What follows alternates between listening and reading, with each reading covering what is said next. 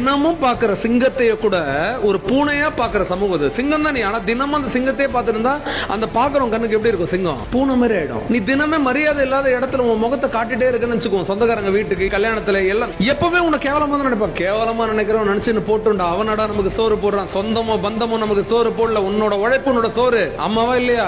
எது வரைக்கும் நீ அடுத்தவங்க கிட்ட உன் பாக்கெட் மணிக்கும் உன் பஸ்ஸுக்கும் நீ சினிமா தியேட்டர் போறதுக்கும் நீ சாப்பிடுறதுக்கும் எது வரைக்கும் நீ காசு கேட்கல, நீ சிங்கம் தான்டா.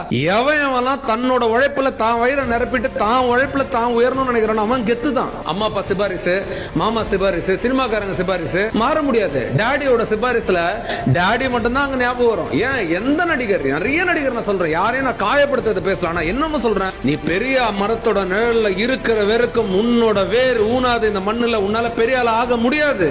உன்னை யாரு ஃப்ரீடம் தரா, உனக்கு யாரு உன்னை திங்க் பண்ண சான்ஸ் தரா, உன்னை யாரு உன்னை யோசிக்க வைக்கிறான், அந்த தலைமை தான் உன்னோட தலைமை. அங்கதான் நீ வளர முடியும். ஒன் மேன் ஷோ இல்லைங்க இது. எல்லாருமே இங்க ஒன் மேன் ஷோ பண்றதுக்கான தயார் பண்ற நிலம் தான் உண்மையான சரியான ஒரு களம்.